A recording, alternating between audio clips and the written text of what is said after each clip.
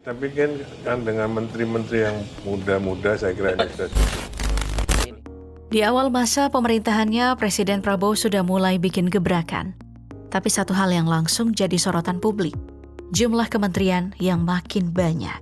Dari yang awalnya sudah membengkak, sekarang makin tambun. Kursi menteri bertambah. Jabatan wakil menteri pun tak kalah ramainya. Lucunya, di tengah kabar ekspansi kabinet tersebut, narasi efisiensi anggaran masih terus digaungkan. Tapi tunggu dulu, cerita semakin seru saat kita pindah ke Kalimantan Timur, tempat berdirinya Ibu Kota Nusantara. Proyek raksasa yang sudah menyedot anggaran triliunan rupiah ini awalnya digadang-gadang sebagai simbol masa depan Indonesia. Modern, hijau, terencana, dan bebas dari kemacetan ala Jakarta. Salah satu elemen penting di IKN adalah pembangunan rumah dinas menteri. Desainnya keren, futuristik, bahkan ada yang menyebutnya mirip villa-villa elit. Tapi katanya, karena banyak menteri masih ogah untuk pindah, aktivitas utama pemerintahan, urusan bisnis hingga jaringan politik masih berpusat di Jakarta. Belum lagi nih soal fasilitas penunjang yang masih terbatas di IKN. Lalu muncullah pertanyaan besar. Benarkah proyek-proyek ini dibangun demi efisiensi? Atau cuma jadi simbol ambisi yang belum tentu realistis? Di kawasan Ibu Kota Nusantara, pemerintah membangun satu kompleks khusus untuk para menteri. Nama resminya Rumah Tapak Jabatan Menteri atau biasa disingkat dengan RTJM. Letaknya ada di Persil 104 dan 105, kawasan inti pusat pemerintahan KIPP, tempat yang dirancang sebagai jantung IKN. Dengan fasilitas yang fantastis dan desain rumah yang megah, rasanya wajar jika anggaran yang dikeluarkan untuk rumah dinas menteri di IKN bukan angka kecil. Pada tahun 2023, Kementerian PUPR mengalokasikan dana sebesar 537 miliar rupiah yang disebut sebagai kelanjutan dari anggaran yang sudah mulai dikucurkan sejak 2022 lalu. Tapi menariknya, dana tersebut bukan cuma untuk membangun rumah dinas. Menurut Dirjen Perumahan Kementerian PUPR Iwan Supriyanto, anggaran itu juga digunakan untuk menyediakan hunian bagi para pekerja konstruksi yang terlibat dalam pembangunan IKN. Hal ini disampaikan dalam rapat dengar pendapat bersama Komisi 5 DPR di Jakarta pada 25 Januari 2023. Pembangunan 36 unit RTJM sendiri memakan biaya sekitar 519,06 miliar rupiah. Artinya nih, satu unit rumah menghabiskan dana sekitar 14 miliar rupiah lebih. Dan itu belum termasuk tambahan 12 unit rumah baru. Jika dijumlahkan, keseluruhan proyek ini bisa menembus angka 672 miliar rupiah lebih. Hanya untuk menunjang kebutuhan tempat tinggal para pejabat negara di Ibu Kota Nusantara. Dengan angka lebih dari setengah triliun rupiah, wajar jika kemudian muncul pertanyaan dari publik. Sepadankah kemewahan itu dengan urgensinya? Mari kita melihat rumah dinas ini lebih dekat. Masing-masing berdiri di atas lahan sekitar 1.000 meter persegi. Dan bangunannya sendiri seluas kurang lebih 580 meter persegi. Bisa dibayangkan kan? Mirip dengan luas bangunan rumah pejabat di daerah Menteng atau Pondok Indah. Desainnya pun dibagi dua nih. Tipe upslope dan downslope. Menyesuaikan kontur lahan yang berbukit katanya. Desainnya modern, minimalis dan ramah lingkungan. Sudah dilengkapi dengan area terbuka hijau dan dibuat dengan konsep walkable city, alias mudah diakses tanpa harus selalu naik kendaraan. Bahkan tiap rumah diklaim punya panorama hutan tropis, karena memang dikelilingi alam Kalimantan. Masih ada ya? Fasilitas rumah dinas menteri di IKN benar-benar dirancang dengan detail dan kenyamanan kelas atas. Total nih, ada 8 kamar tidur dan 5 kamar mandi, lengkap dengan ruang pertemuan, ruang kerja, ruang keluarga, dapur, garasi, rubana, hingga ruang panel. Wow! Ruang kerja menteri didesain khusus, menghadirkan rak buku bernuansa kayu coklat yang memberi kesan hangat dan elegan.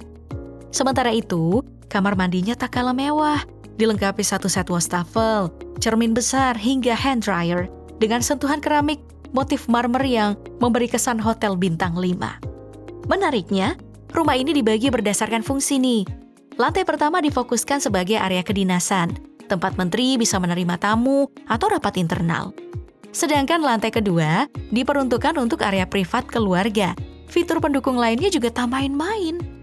Rumah ini dilengkapi dengan solar panel berkapasitas setara 6.600 watt serta jaringan kabel bawah tanah yang menegaskan bahwa konsep hunian ini tak hanya mewah, tapi juga futuristik dan ramah lingkungan.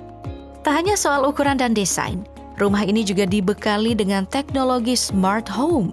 Penghuni bisa mengatur lampu, tirai, suhu ruangan, hingga sistem keamanan cukup lewat satu panel. Semuanya terkoneksi langsung ke pusat komando sebagai bagian dari sistem pengawasan IKN. Ketua DPR Puan Maharani bahkan pernah mencoba bermalam di salah satu unitnya. Menurutnya, cukup nyaman meskipun beberapa sudut masih butuh sentuhan akhir. Tak hanya dari Puan Maharani, Menteri Koordinator Bidang Kemaritiman Luhut Binsar Panjaitan mengungkapkan keterkejutannya saat melihat RTJM di Ibu Kota Nusantara atau IKN yang menurutnya lebih kecil dibandingkan dengan rumah menteri di Kompleks Widya Chandra, Jakarta.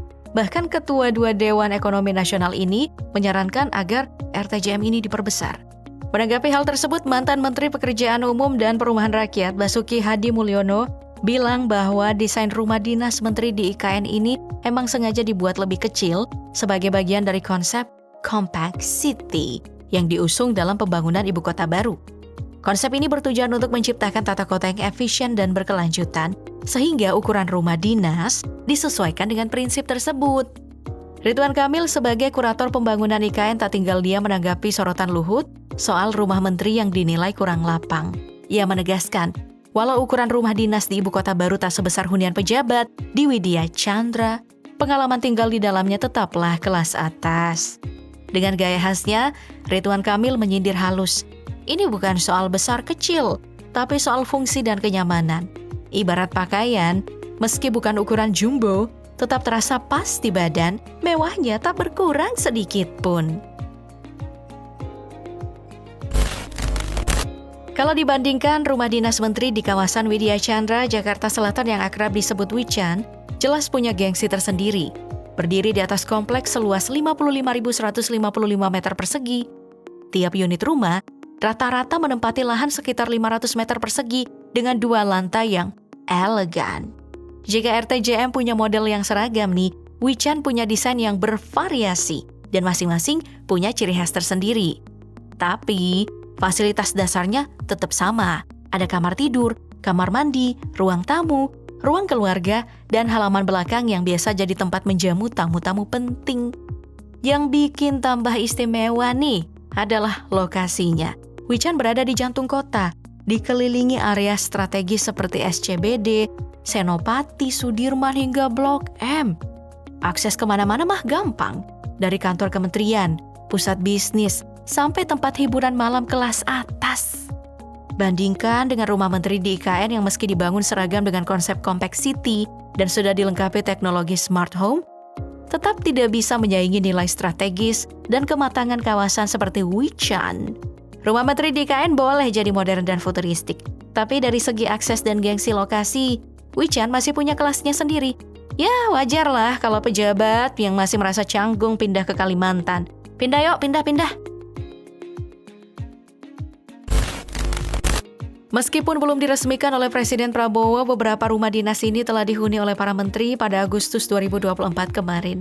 Sebanyak 14 unit RTJM di Ibu Kota Nusantara akhirnya siap dihuni.